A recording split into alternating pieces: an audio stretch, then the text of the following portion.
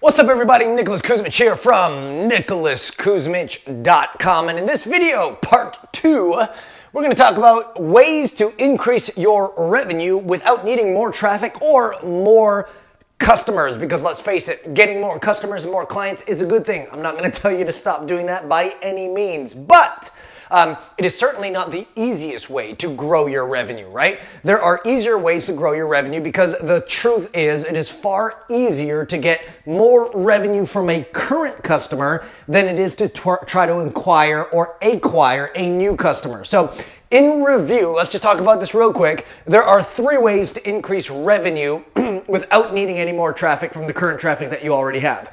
Now, way number 1 is to increase your conversion rate. How do you do that? With really good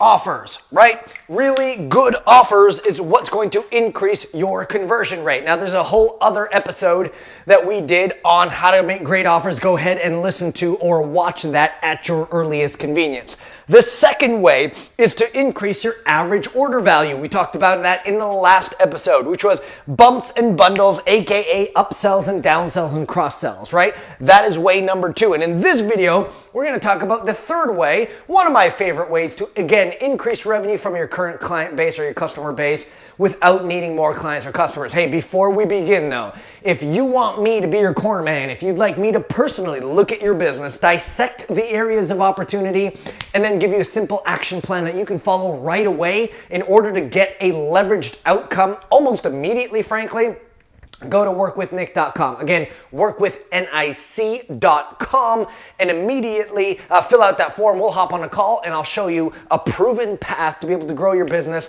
where you get unlimited access to me, and we can work together to collaborate to get even further accelerated results. So let's jump right in here. Remember, number 1 is increasing your conversion rate. Number 2 is increasing your average order value of the amount that a potential customer or client spends with you. And number 3 is frequency. In other words, the amount of time or the amount of transactions that a customer has with you within any given time period. And let's just call it 1 year for the sake, right? How many times does a customer value is simply the value of the product that you just sold. However, if you have other ways to go about selling stuff, right?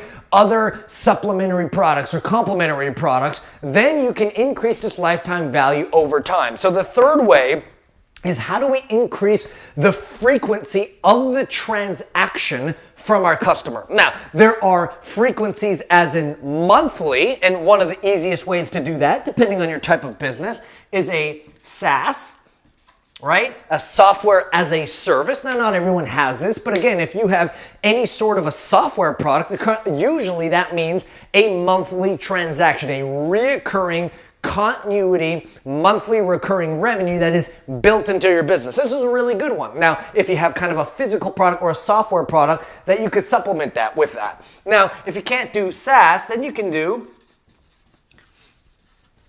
memberships. Right? Now, oftentimes memberships, of course, are monthly and they continue month upon month, or you could sell them annually or whatever it be. But oftentimes, if you're selling an information product or even a physical product, a membership could be a community of support. It could be ongoing resources. It could be access to you or coaches or people, right? So think about that. If you have some sort of an information product, a small percentage, or maybe a big percentage for that matter, of your people are going to want some sort of ongoing help, right? Access to a coach, access to a community, access to people who can help them when questions and stuff come up. In fact, I have an amazing community called The Council, which is where people get access to me and other people in their industry, because let's face it, information is good, but access is even better. And now you don't get stuck with your questions, but you get them answered and you get the support you need on an ongoing basis. So if you're looking for monthly recurring revenue, MRR, SaaS or memberships are good ways to do that, but it doesn't have to be just those 2. Let's say you don't have any of that. Let's say you have a splinter product, right? So I'll just call this Splinter.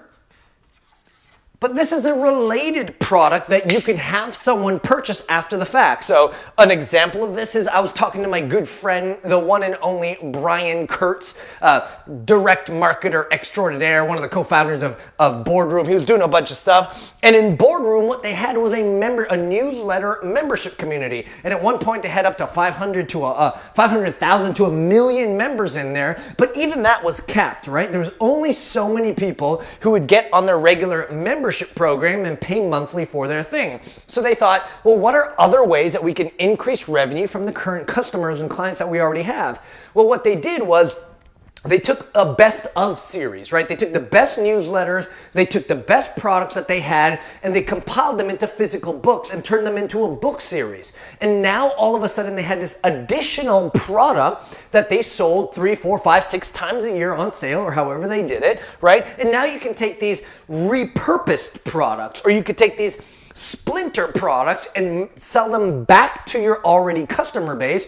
And frankly, it doesn't even take all that much more work, right? Because you're just simply repurposing what they already have in a more simple to follow or a more condensed version or more collaborative version, right? So that's a splinter product. By the way, before I forget, if this kind of information is fascinating to you, if you are kind of stuck thinking, well, how can I figure out ways to find SaaS or memberships or splinter products of my own that I can use to add my revenue to my business? Simply go to workwithnick.com, www.workwithnick.com, fill out a brief form there, we'll hop on a call, I'll show you exactly how you can do similar things like this by working with me personally, right? So you have splinter products that you could go on sale with, right? Collaborative products, those types of things. So I want you to think about your business right now and say, well, if I have a physical product, what are some complementary products that I have in my product suite that we can offer to our current customers that are in alignment with this main product? And maybe we set to have a sale every quarter or an ongoing evergreen sale, or maybe even if it's once a year, but allows people to get supplementary or complementary products